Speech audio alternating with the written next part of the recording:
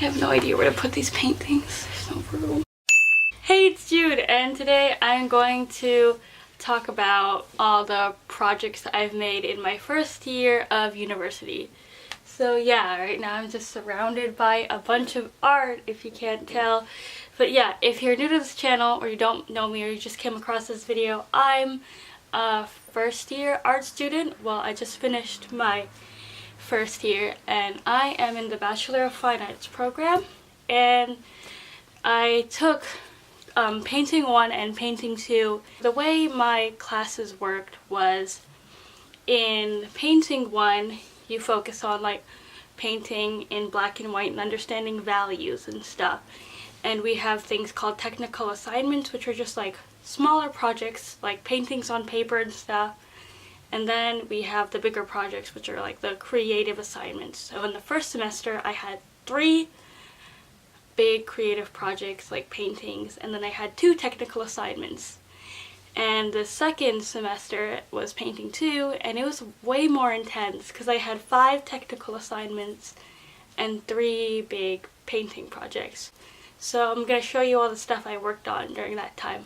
Okay, let's go.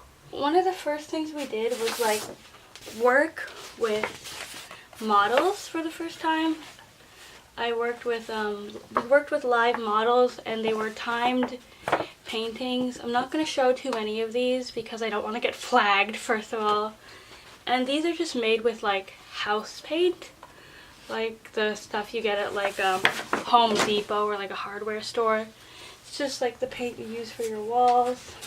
In the first semester we worked in black and white just to kind of get a handle on like values. So we did like a lot of like live model work and figure studies. I'm going to show you the technical assignments now, which are the smaller projects. And this is supposed to be, my teacher was very into like abstract art, and this is like very like reminiscent of de Kooning's work. I believe that's who it is. Yeah, I think that's who it is. So this is like, so we had to like make an abstract pattern and then kind of like create smaller patterns on the inside of it. I've shown this previously in my studio vlog. A lot of the paintings that I'm about to show you, you can see the process in my studio vlogs. So shameless self-promo, if you want to see the process of how I make some paintings, watch my studio vlogs. This piece is similar to the work of Dan Miller. So the point of this project was to just show like layering in the process of like, the first layer was like chalk, then it was like marker, and then it was crayon, and then more Copic marker, and then added on some like magazine clippings. The first semester was really like working with like abstract kind of concepts for these exercises, and then we got into more technical stuff. Now on to the bigger projects of my first semester. So this is one of the first portraits I did in my university painting class. It's really bad now that I look at it. And the point was each square is supposed to be a different value. So, oh my god, it's so big. So this is what it looks like. So each square is supposed to be a different like kind of value. So this is like the darker ones, and here you can tell these are the lighter ones. This is 2 feet by 2 feet, I believe. It's pretty big, and that was like my very first project. It's huge. I don't know where to put this now. Put it back here. It says, "Sorry to burst your bubble, but I don't care." And this was like, the point of me making this was because I wanted to experiment with making my own stencils.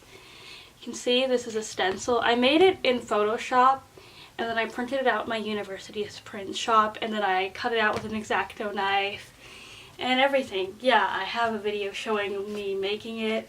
I don't know if you can tell. You really can't tell. It's a forest, and it was a picture I took while at my friend's cabin. We were walking through like the forest, and that's where my reference picture is from. And the back is Liquitex, like acrylic. I think it's like called acrylic Liquitex or something like that. And so the point was to do like underpainting with the Liquitex and then go over it with black and white. On to the second semester, which was probably the hardest semester of all. I had a lot of assignments. It was like, it's the most intensive course. He warned us about that, but I took it anyway. So here's the second semester. So the first semester was like understanding values and black and white and stuff. The second semester is working with color, and kind of like the final project was like creating an artist statement and kind of showing who we want to be and what we want to make as artists. That was the point of this class. Here are some like figure studies. We also did live model figure studies in second semester. And here is, we worked with oil, so like we worked with oils in black and white, and I just did like all the exercises on the same piece of paper just to do like a cool like overlapping look. I would want to make a video on like my experience like with figures and like doing painting from live models for the first time and show some of my more of my figure work. But like, I want to do that. It sounds like a fun video to make, but I also don't want to get flagged because of like, you know, the like nude model painting. The next project we had, the technical projects we had after, this was like a nightmare to work on. I like never wanted to paint another square ever again after this. We had to do color charts. And it wasn't just your basic like circular color chart where you have the primary colors and the analogous colors and the complementary colors. We had to do five color charts. So here's the primary one. A chart using like the extra colors we had. So we had to show the tint and the shade. A green color chart. Here's the orange color chart. Here's purple. We were not done after that. We had to do a complementary color chart. It was so much like taping and like masking and painting of squares, and it was terrible. I worked on that for like weeks. I thought I never had to paint another square until he gave us this. This was another color chart, except this time it's on a canvas. It's 12 by 12, and if you look closely, it's very bad. I was kind of in a rush when I was making it. Like, I painted the sides while I was in creative writing class. It was that bad. Ooh, frick. This was a long process. So this is a skin tone chart, and the thing about this project was you could present it in any way you wanted to. So a lot of people just did it on paper, like a normal chart, but I like making more work for myself, I guess, so I did it on a styrofoam head. I put like this kind of plaster over it, and then I sanded it down, and then I painted over it, and then I did the chart lines.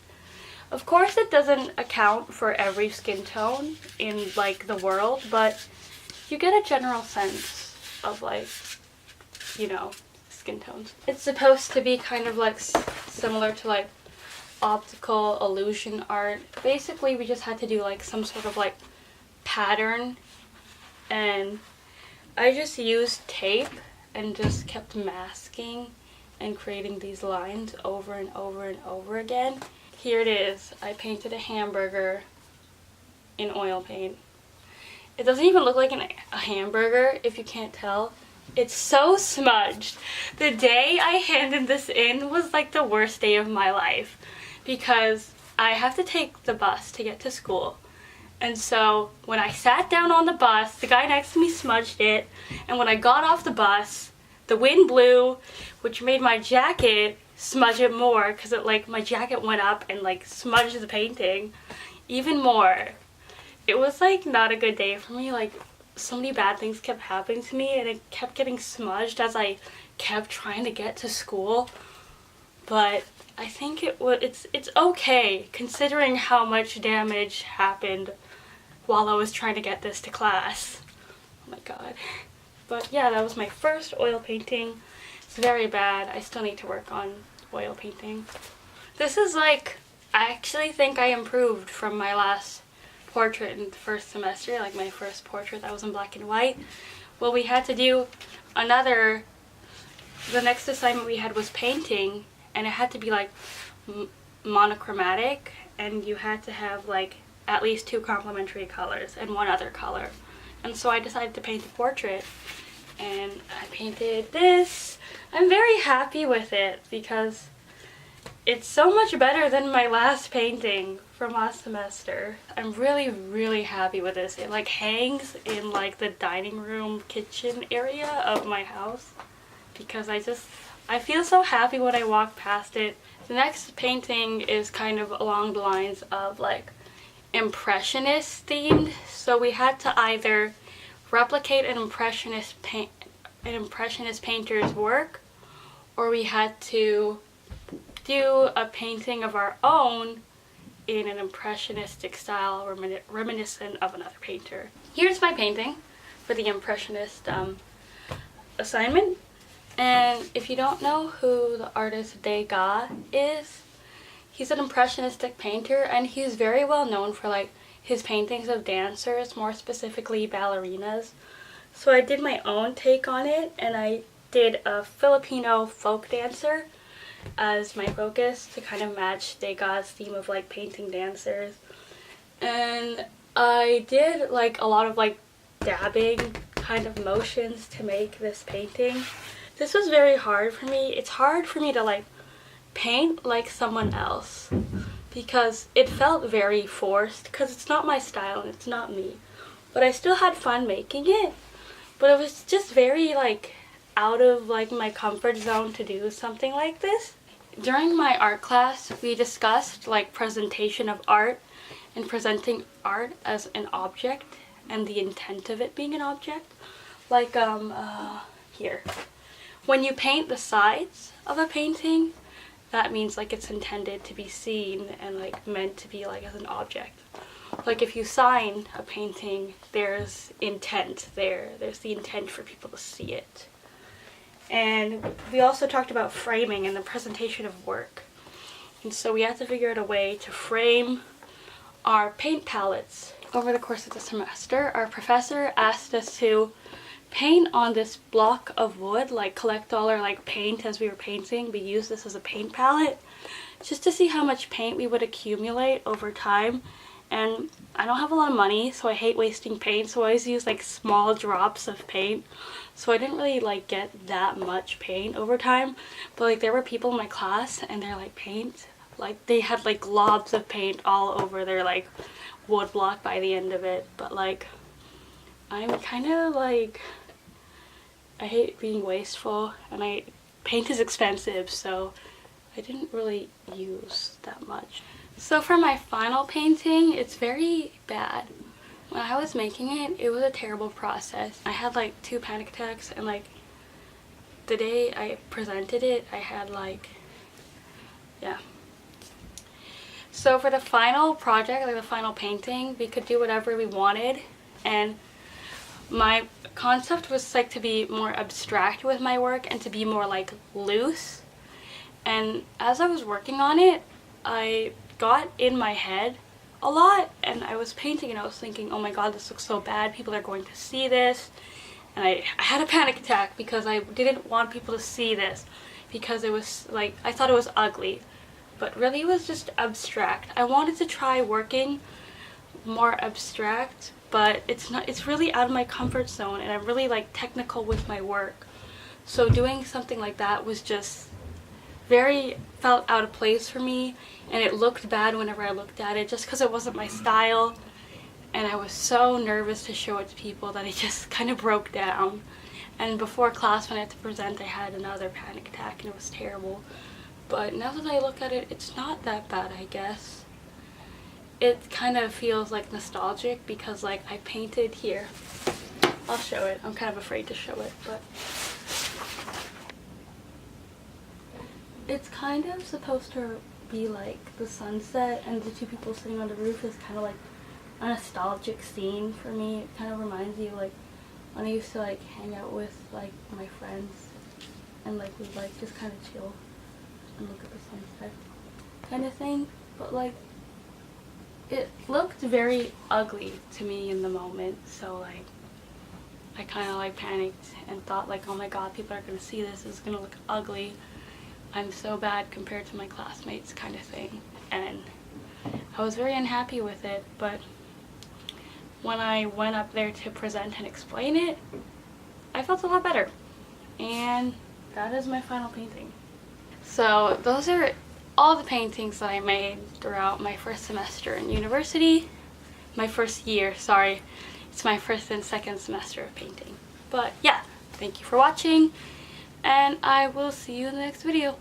Peace.